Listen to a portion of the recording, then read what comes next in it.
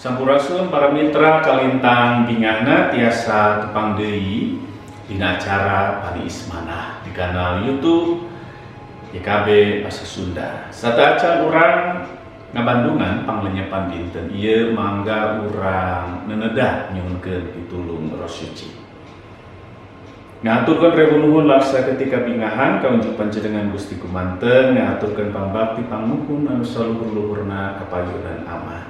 Dina danget ieu nya ama abdi sadayana baris ngalenyepan pangandika tenapi dawuhan pangeran kanggo abdi sadaya mugia abdi sadayana tiasa ngalaksanakeun eta pangandika ama dina kahirupan sadidinten kalayan satya kalayan sae sapagodo sareng ama kumanten. Hatur nuhun nya ama, hatur nuhun nya Gusti ieu paneda panuhun panyambat abdi. Amin. Para mitra lenyepan urang dinten ieu dicutat tina buku renungan wasiat dina jejer warisan. Dumasar kitab 2 Timoteus 2 ayat 8 dudi ka 13. Sarengnas nu janten puser panglenyepan urang nyaeta ayatna anu ka 8 anu unggalna kieu. Ingatkeun eusi Injil kasalametan anu diwuruhkeun ku Bapa teh. Nyaeta Yesus Kristus turunan Daud geus gugah tina pupusna. Gajah paeh ninggalkeun gading, maung paeh ninggalkeun belang, ari jelema maot ninggalkeun ngaran. Kitu sur paripaos. Jenengan anu dikantunkeun ku jalmi nalika ngantunkeun teh nyaeta nami sae. Nami sae sumberna tina kasayan nu urang pidamel sawaktos hirup di dunia. Utamina anu aya hubunganana sareng sasami jalmi. Eta teh warisan hirup nu saestuna kanggo manusia.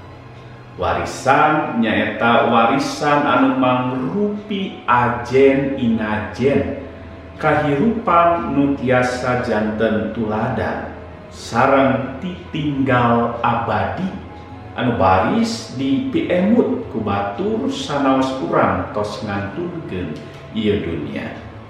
Serat 2 Timoteus 2 ayat 8 dugi 13 ngandung eusi nasehat Paulus ka Timoteus supados anjeunna emut kana naon nu parantos Paulus tuladankeun ka anjeunna.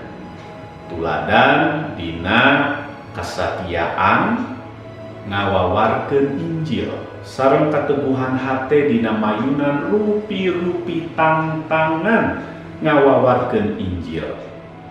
Tuladan ieu dipiharep janten warisan Paulus dina ngawawarkeun Injil. George Washington Carver nyaurkeun hiji ungkara nu matak nyirut.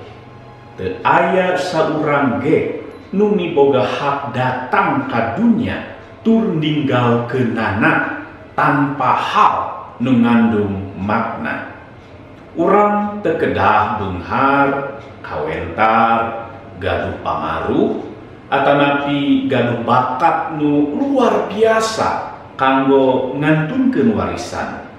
Warisan nu panginspiratifna sareng abadi justru asalna tina sikap hirup sadidinten urang anu ngainspirasi jalmi sanes kanggo midamel hal anu sae kanggo dirina sareng kanggo kahirupan sasarengan. Mangga urang nenedah. Hatur nuhun Gusti kanggo panglenyepan dinten ieu. Mugia abdi sadayana tiasa ngawariskeun hal-hal anu hade perkawis kasatiaan, kataatan, iman anu pancet dina gadur kanggo sasami abdi di ieu dunia. Begituna mugia Roh Suci anu maparin kamampuh kanggo abdi ngalaratkeun eta segala dawuhan pangeran. Dilebet Gusti Yesus Kristus abdi parantos nenedah. Amin. Para mitra rupina sakitu anu kapihatur panglenyepan dinten ieu. Ulah hilap, like, subscribe, sareng bagikeun kanu sanes. Margi ku cara kitu para mitra tos rubiung dina ngamasyurkeun Injil kasalametan sasarengan ieu kabeh. Gusti Yesus ngaberkahan.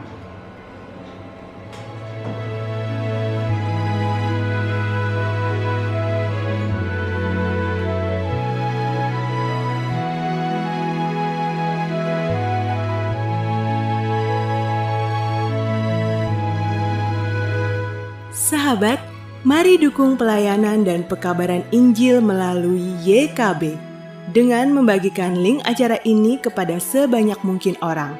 Dukungan juga dapat saudara lakukan dengan mentransfer dukungan finansial ke rekening BCA ke nomor 450 305 2990 450 305 2990 atas nama Yayasan Komunikasi Bersama.